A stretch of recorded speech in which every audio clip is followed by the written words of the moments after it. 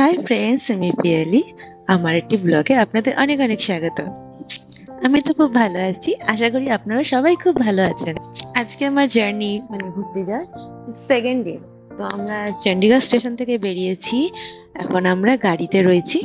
আজকে আমরা যাচ্ছি চণ্ডীগড় থেকে নারকান্ডা, যেটা হিমাচল প্রদেশে অবস্থিত। আমরা ট্রেন থেকে নেমেছি 1:30 নাগাদ, বাট আমাদের গাড়িতে সমস্ত লাগেজ প্যাকিং করতে করতে বা একটু সবাই একটু চা খেলো, একটু ব্রেক নিতে নিতে বেরাতে বেরাতে মোটামুটি 2-2:30 বেজেছে।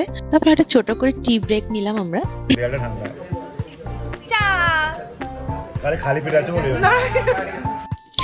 এত ঠান্ডা, একটুখানি চা না খেলে জাস্ট চলছিল না। তারপর আমরা আবার বেরিয়ে পড়লাম। দেখতে দেখতে তো সকাল হয়ে গেছে। আবার এই তো চারপাশে এবার পাহাড় শুরু হয়ে গেল, এরপর শুধু পাহাড় আর পাহাড়। এত সুন্দর লাগছে চারপাশটা, জাস্ট আমার চোখ ফেরানো যাচ্ছে না। আর এই পাহাড়ের রাস্তাগুলো আমার এত ভয় লাগছিল, এত ভয় লাগছিল। শুধু এই টার্নিং গুলোতে যেন মনে হচ্ছে এই না কিছু যাই হোক, বলতে নেই এই না মনে হয় কোথাও ধাক্কা খেলো। যাই হোক, খুব খুব সুন্দর। বাট যেহেতু আমি অতটা গাড়িতে ঘোরাফেরা করতে পারি না, আমার একটা মোশন সিকনেস আছে, প্রচুর কষ্ট হয়েছে, আমার প্রচুর কষ্ট হয়েছে এই কয়েকদিনে। বাট ওভারঅল বাইরের সিন দেখে তো জাস্ট এই কষ্টটা ভুলে যাওয়া যায়। আর আমার যে বান্ধবী শাইনি, পুরো প্রথম দিনটা তো তার বমি করতে করতেই কাটিয়ে দিয়েছে। বাট প্রথম প্রথম কষ্ট হলেও পরের দিন থেকে একটুখানি শরীরটা ঠিক হয়েছে ওর। যাই হোক, আমাদের সমস্ত সবসময় একটুখানি মেডিসিন নিতে হয়েছে। আর মোটামুটি যাদের মোশন সিকনেস আছে তারা কিন্তু আবার জোফার বলে ওষুধটা ট্রাই করতে পারো। এটা সত্যি খুব ভালো, কেন আমি এই ওষুধটা ইউজ করে খুব উপকৃত হয়েছি। তো যাদের মনে হয় এরকম গাড়ি ঘোড়ায় উঠতে পারো না, খুব বমি হয়, খুব মাথা ঘোরে, তো এই মেডিসিনটা মাস্ট একবার ট্রাই করে দেখতে পারেন।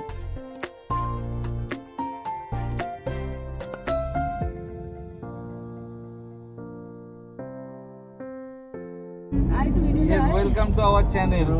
Please subscribe, please do like, comment and share. আর বন্ধুদের সাথে ঘুরতে যাওয়ার মজাটাই একটা আলাদা, অন্যরকম আনন্দ।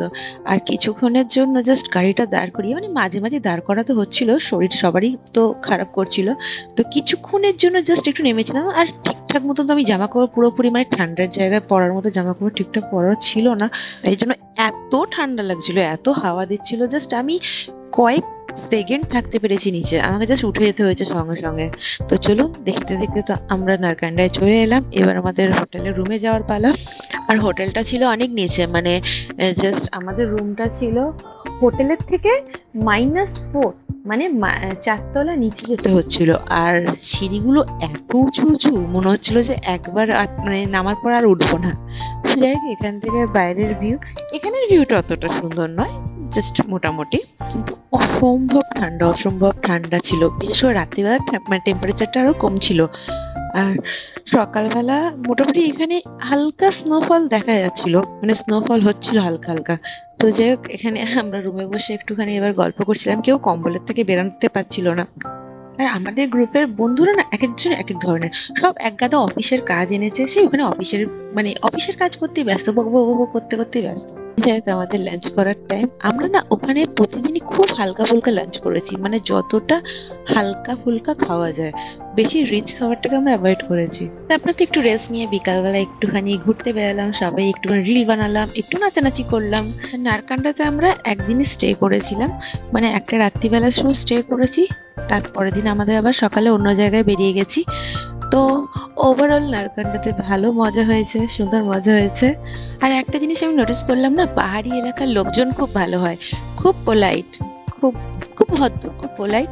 আর ওখানে রাস্তাঘাটে এখানকার মতো অত জোরে কোনো গাড়ির হর্ন বাজে না, খুব শান্ত জায়গা, খুব নিরিবিলি জায়গা, খুব সুন্দর। আমরা হালকা একটু স্নো পেয়েছি, হালকা, এখানে বেশি পাইনি। তো যাই হোক, এখানে তো আমরা খুবই মজা করেছি। যাই হোক, আজকের ব্লগটা এই পর্যন্তই, দেখা হবে নেক্সট অন্য কোনো ব্লগে। তো সবাই ভালো থাকবেন, সবাইকে ভালো রাখবেন, টাটা।